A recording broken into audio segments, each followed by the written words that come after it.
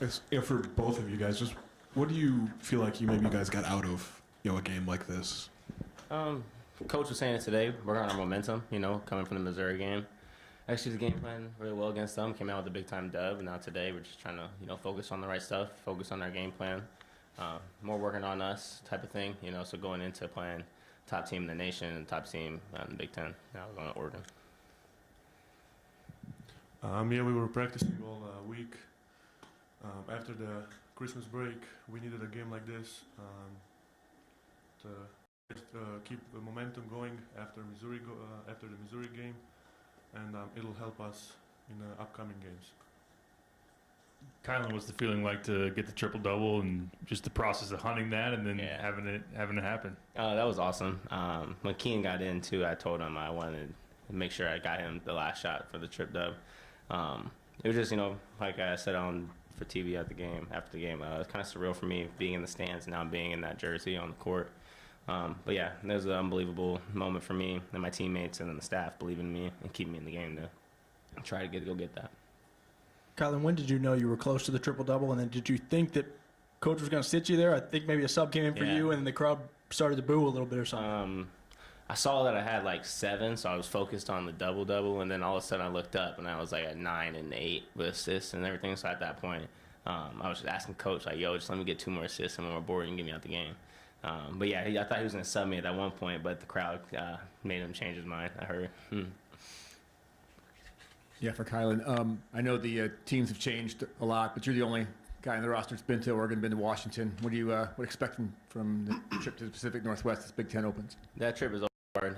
Both arenas are hard to play in. Excuse me. Both those arenas are both hard to play in. Their fan base are always electric and always loud. Both coaching staffs are great. But I feel like, for us, it's going to be a challenge. It's going to be a test, but I think we're prepared for it. If we just trust our staff and trust each other like we've been doing, I think we'll have a good game. Tommy, in a game where you had significant size advantage over guys you went up against, what was your focus just throughout the course of the game? First of all, we knew they defend one-on-one on low post, so Coach tried to use me more there. And later when they tried the double team, teammates were open and I found them there. And we were practicing whole week high-low situations where me and Morez are in the game, so where I can pass to him because players won't help from me, and he's gonna be dominant in a paint, and that's what we was working on the most. And I think we did that plan really good. Tommy, I think the Chicago State players were surprised a couple times when Morez just like overpowered them, especially on that dunk. Like maybe seeing that in practice, just what's it like maybe going up against Morez in the post? It's hard. Morez is really strong, really good guy, hard-working guy, and every practice, he makes me better every practice. It's hard to get a rebound next to him. Makes me more physical, and I'm glad that I have a teammate like that I can be better from, and especially in the game, we're together in the game. My job is a lot easier when he's there, and he's just a dominant force in the paint. Kylan, beyond just today, how much fun are you having? You're 2 months into this, the team success, your personal success, and doing it back at home. Both my freshman and sophomore year, for me, a great experience, everything, but this is by far the most fun I've had on the team. And it's funny, being the young, old vet, but just all of us continuously just growing with one another, and just besides basketball, like all of us enjoy each other. We all hang around each other. And each and every day, you can tell on the court that we're all just growing that. And for me, it's been probably the most fun. Kylan, you had 9 boards against Missouri, 10 today. Just have you made that, I don't know, more of a focus for yourself? Honestly, no. It just keeps coming to me. But I feel like for me, I'm a stronger guard, and guys I feel like just can't box me out, so I can get into the positions I want to get at. And the coach's emphasis, I'm just doing my job. Ball comes to me, and be strong, go get it. That's my main focus. KJ kind of flirted with the triple-double a couple times during the season. So now that you've got one, I don't know, is he next? Is there a little competition get there? One for sure. I wouldn't be surprised if he gets 2. How many dimes he be dropping, how many boards coming to him is easy money. And then he's going to get 20 basically every night, so it's easy. Good money. Oh, Sorry. It seemed like Will, for Kylan, it seemed like Will attacked the basket maybe a little bit more tonight. How much time do you spend with him, and can he kind of adopt your mindset of when the shots aren't falling, just go get fouled? yeah, I mean, him and KJ, too, like, they always come and ask questions and stuff. Especially when me and Will are out there, I always try to get him going. I feel like there's times he'll lean on me, and I can tell in that game. But, yeah, definitely in practice, I'm pushing him to, be more physical or something in that sense. And then always, just talking to him and giving him advice. Good with players. Thank you guys. Hey, bro.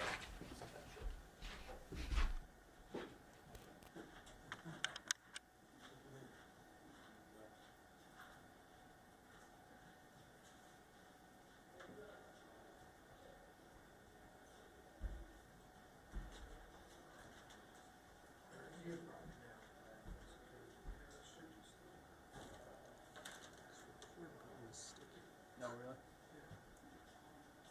We have like 2 cameras. One of them doesn't work on one camera. There's 2, and the other one doesn't work on the camera. So I also have to remember which camera I have.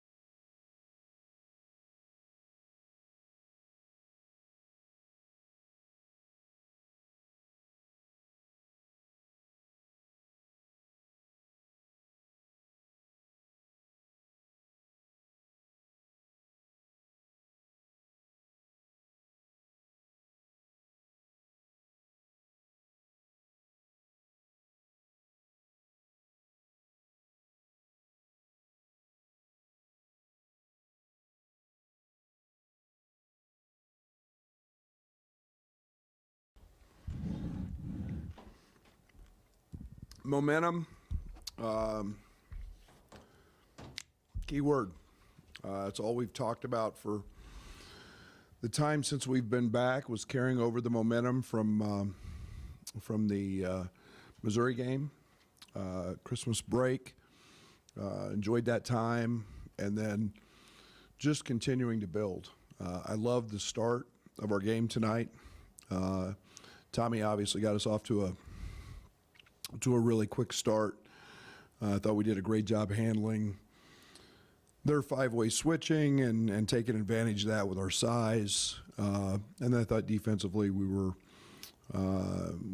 pretty focused. I thought we did a really good job in transition. Obviously, Bam's triple-double, unique. Means you're doing a lot of things really well. He plays much bigger than his size because of his strength. Very good athlete. So, just a game that I wanted our guys to not get too consumed with who we were playing, but more about us doing our job and being diligent, being conscious of doing it our way. And I thought we did a pretty solid job of that. Yeah, Brad, you schedule a game like this, timing like this, heading into conference season for a very specific reason. So did you get what you wanted to, or what did you see, what you liked, didn't like? Yeah, the only thing I didn't like, and I give a lot of credit to, to their kid, the Crawford kid, is I don't like letting one guy who we're really trying hard to guard to get going. That's the disappointing. In the Big Ten, the next 19 games we have with Duke in there, one guy can get going like that. And I thought we relaxed. If they're making hard shots, great. But that was the only thing I was pretty disappointed in, from that side of things. We did that a little bit with Gainey in the Tennessee game. Just let a guy get going, and he beat us. And so we've got to be a little more dialed in, a little more focused on that. But, I thought we got out of it what we needed to. We've been making shots at a really high clip in practice, so it was really nice to see that that part of it go in as well. Brad, there's been 6 Illini players with triple-double. You've had 4 of those over the last handful of years. Any parallels that you see? I mean, Io, Coleman, Marcus, and now Kylan joining that group. Well, they're all different positions.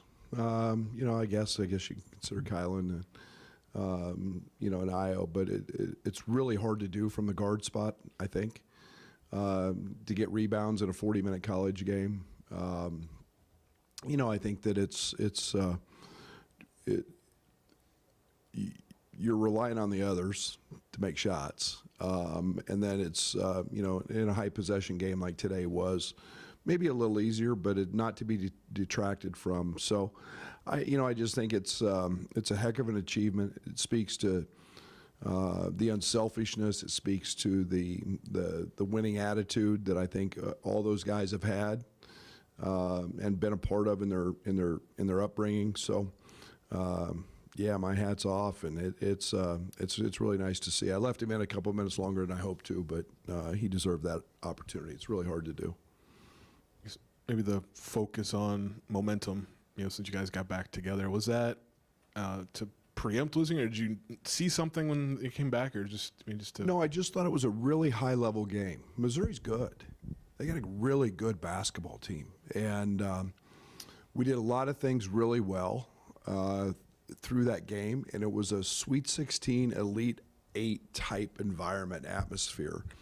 And, when you go into league play, the outcome of this game was, I don't think was ever going to be in doubt, and we weren't too worried about that. But it was to not avoid not being sharp and not getting better. We've had 55 or 56 practices to this point, and this group has had very, very few bad ones. And I don't want to start that in a game because it's an opponent who, we told them we were going to win the game, and so I didn't want them to let up. I wanted that momentum to keep moving forward because now the rest of them, none of them are going to look like this one. So very important, and I think we've handled that, and our practices have been really good.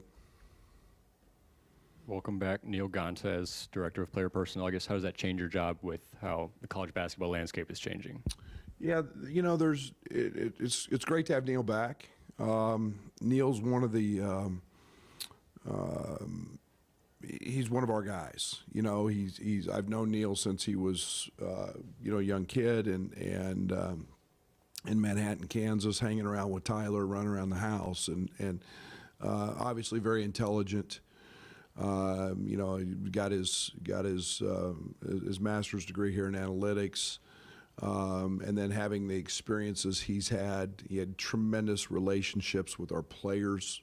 Still very close with a lot of those guys on the team. That was all a big part of it. And then I think as we, you know, he's found winning with the Nuggets, and the job that he is.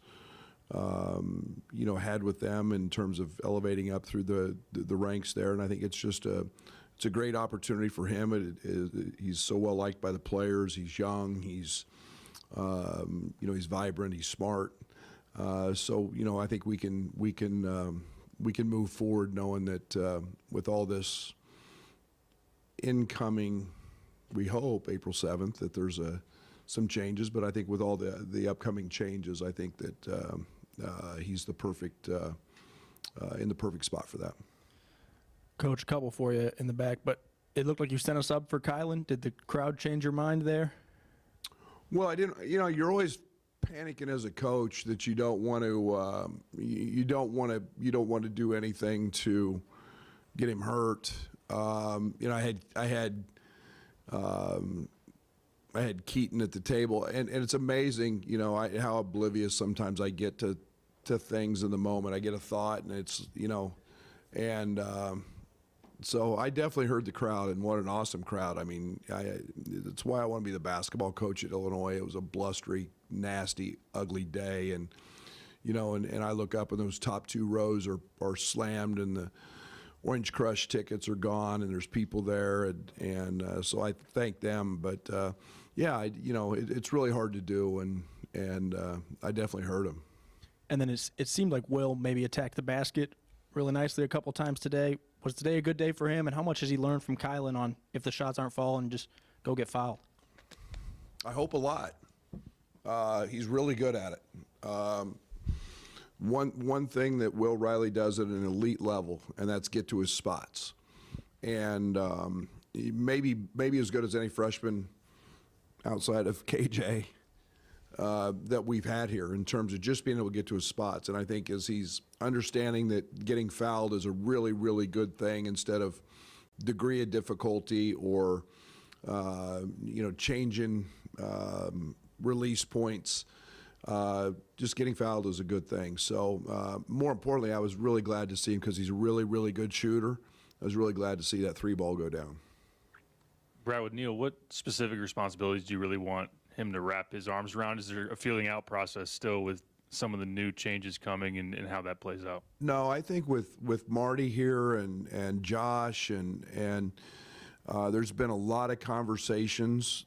I think things have changed maybe since we first started talking about this in last spring and through the summer, and I think we're going to learn a lot of things on the fly. I think we've got to understand there's going to be tremendous communication, not only with your players, but with the athletic administration and how things work, with the collectives and how they work, and if we hire third parties to oversee some NIL stuff and those things, and then you've got to report things to the Big Ten. So I think this is going to be something that after the court hearing we'll probably have some better ideas, but I think this gives us a great opportunity to put him in a place and us in a place to maybe get ahead of it a little bit. But this whole dynamic has changed so much, and just since we started talking about it, and you know, my hat's off to the administration, to Marty and Josh for understanding how important we do think it's going to be, and what it's going to look like. I don't know yet. I don't have all those answers. I wish I did, but we're positioning ourselves to be equipped to handle all those responsibilities that will come with that.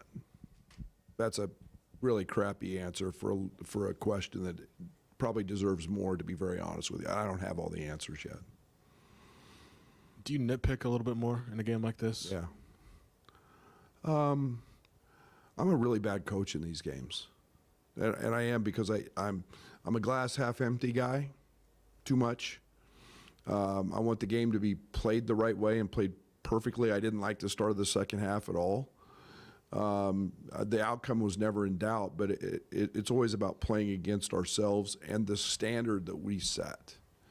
And that's really hard to get 18, 19, 20-year-old guys to understand that we live by that standard. And if you can let it slip once, then you can sure let it slip twice, and that's what sends you home. And I think we've gotten really good at that over the last few years. But yeah, I want guys to have the opportunity to play, to make me want to play them.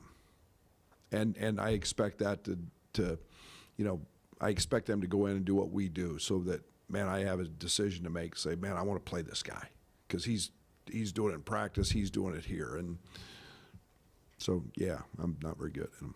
Segueing from that into looking forward now, what do you see from Oregon as we start conference play?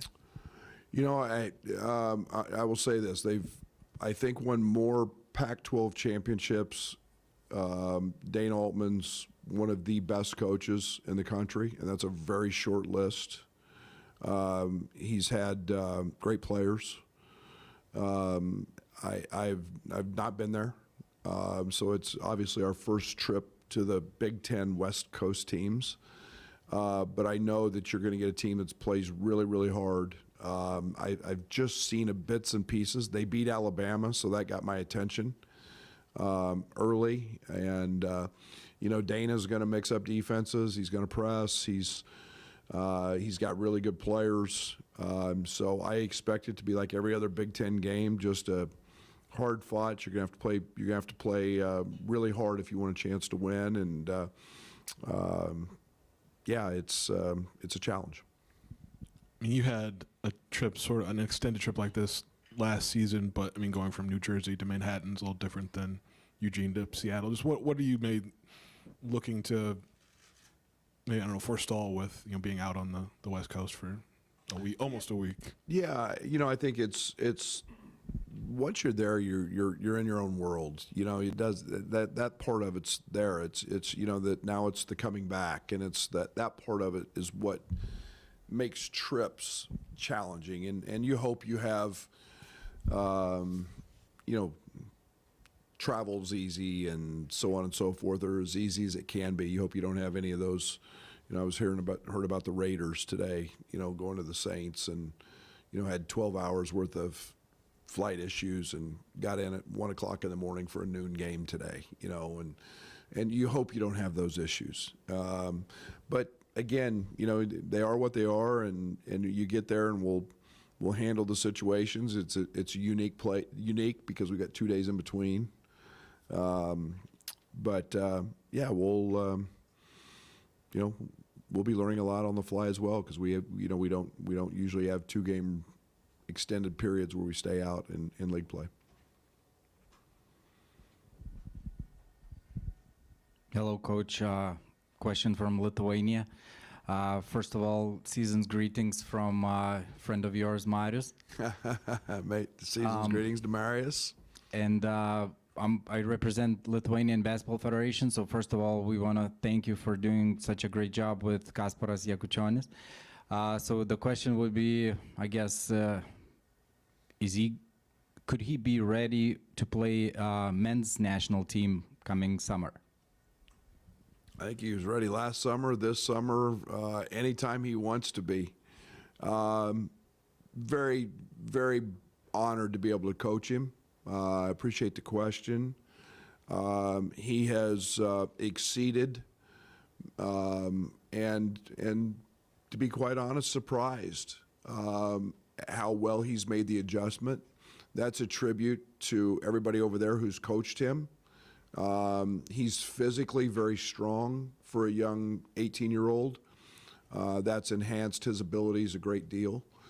And, I think that the level of competition that he's played against growing up has made this transition here very easy. But I know how hard he works. I know what a student of the game he is, and I think that we haven't seen his best basketball by a long shot, but he's going to hold his own no matter who he's going up against. He's a very gifted player.